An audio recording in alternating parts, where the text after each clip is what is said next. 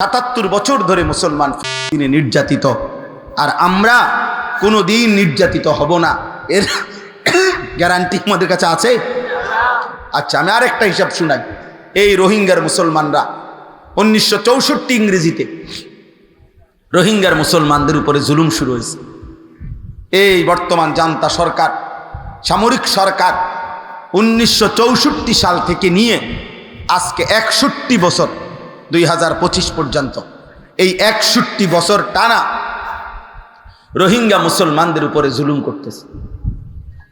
তাইলে এই জন্য মুসলমান এই যে নির্যাতিত হইতেছে, কাশ্মীর 1947 সালে ব্রিটিশ যখন চলে যায় তখন কাশ্মীরের সমাধান দিয়ে যায় নাই। মানে এটা কি ভারতের অন্তর্ভুক্ত নাকি পাকিস্তানের অন্তর্ভুক্ত? হ্যাঁ, রেড ক্লিফের যেই মানচিত্রে তৎকালীন একজন ব্রিটিশ বিশেষ ব্যক্তি, সে এই তখনকার মানচিত্র আঁকা দিছিল, অর্থাৎ এতটুকু ইন্ডিয়া, ভারত, হিন্দুস্তান, এতটুকু পাকিস্তান। তো ওইটার মধ্যে কাশ্মীরের অংশের সমাধান দিয়ে করতে পারে নাই সে, এই যে রেখে গেছে, আজও সমাধান হয় নাই। 1947 সাল থেকে আজকে প্রায় 78 বছর ধরে এই কাশ্মীরের মুসলমানরা জীবন দিচ্ছে, যুদ্ধ করছে। সারা পৃথিবীতে দুশ্মন মুসলমানদের উপরে জুলুম করছে। আপনারা শুনছেন অনেকে হয়তো, ভারতের মধ্যে এই 20 কোটি ভারতের সংখ্যালঘু মুসলমান, আমাদের ইমানদারদের লাখ লাখ সম্পত্তি আছে, ওয়াকফ সম্পত্তি। অর্থাৎ ওয়াকফ বুঝেন তো না, মসজিদ মাদ্রাসায় যে জমি কি করে, ওয়াকফ করে।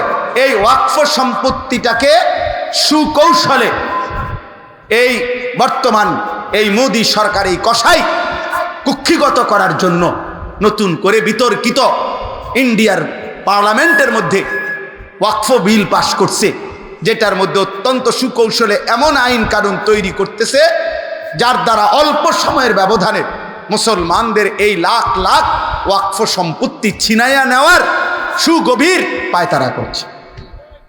তাহলে কি বোঝা যায়? বোঝা যায় হলো এই, সারা পৃথিবীর ইমানদার শেষ পর্যন্ত সমাধান খুঁজতে হবে নিজেদের জীবন দিয়ে। আলোচনার টেবিল দিয়ে ওরা আমাদের সমাধান দিবে না। দিলে তো 77 বছরের সমাধান হইতো। তিনের সমস্যার সমাধান হইতে 77 বছর লাগে। তাইলে তোমরা কি বলো এটা? হ্যাঁ, এই জন্য দয়া করে আজকে আমি দেখছি এই ইসরায়েলের কোম্পানি বাংলাদেশে যারা ব্যবসা করছে, মসজিদে নিজেদের বড় গেটের মধ্যে মানবাধিকারের পক্ষে একাত্মতা ঘোষণা করছি, বড় ব্যানার লাগায় রাখছে, মানবাধিকারের পক্ষে একাত্মতা ঘোষণা করছি। মানে ফিডাটাতে বাঁচানোর লেগে কথা বুঝছে না, মানবাধিকারের পক্ষে একাত্মতা, এ কথা অস্পষ্ট। ইসরায়েলের ওরা যে আক্রমণ করছে, ওরাও বলে আমরা মানবাধিকার প্রতিষ্ঠার জন্য কি করছি, দিনের উপর আক্রমণ করছি। এ কথার স্পষ্ট ব্যাখ্যা কোথায়? এই জন্য ভাইয়া, ওই আলোচনা গোল টেবিল সেটা রাষ্ট্রপ্রধানদের বিষয়।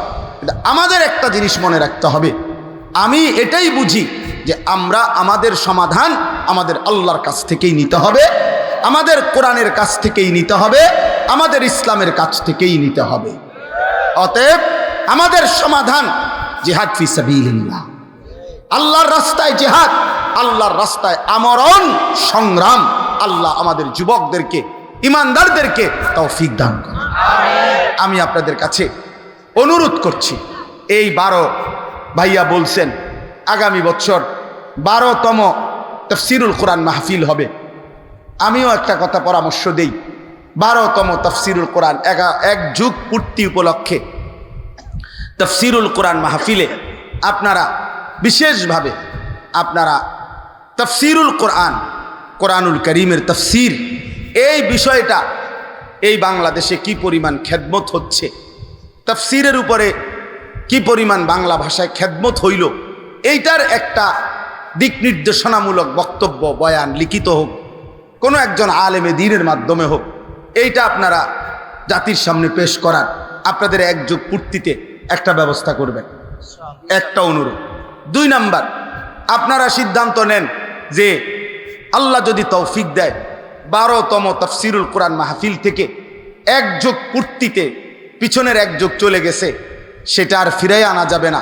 কিন্তু আগামী বছর থেকে সিদ্ধান্ত নেন যে আমরা কমপক্ষে একটা মাহফিলের 3 জন বক্তাও যদি হয়, একজন বক্তা দিয়া হলেও কমপক্ষে ধারাবাহিক সূরা ফাতিহা থেকে অথবা 30 নম্বর পারা যে কোনো একখান থেকে সিরিয়ালে কোরআনুল কারীমের ধারাবাহিক আয়াতের তাফসীর শুরু করেন।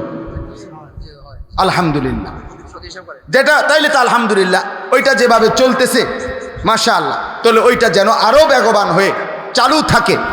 এইটার উপযুক্ত যে আমাদের নোয়াখালী ওই যে মদন মোহন হাই স্কুলে যে আমাদের শায়েখ 5 দিন ব্যাপী তাফসীরুল কোরআন মাহফিলে অনেক আগাইছে, ওইটার মধ্যে এরকম আরও উলামায়ে কেরাম থেকে পরামর্শ নিয়ে এক যুগ পূর্তি উপলক্ষে আপনারা আরও কার্যকর তাফসীরুল কোরআন মাহফিলটাকে আরও কি কি করলে উম্মতের ফায়দা হবে এটা আপনারা করবার চেষ্টা করবেন।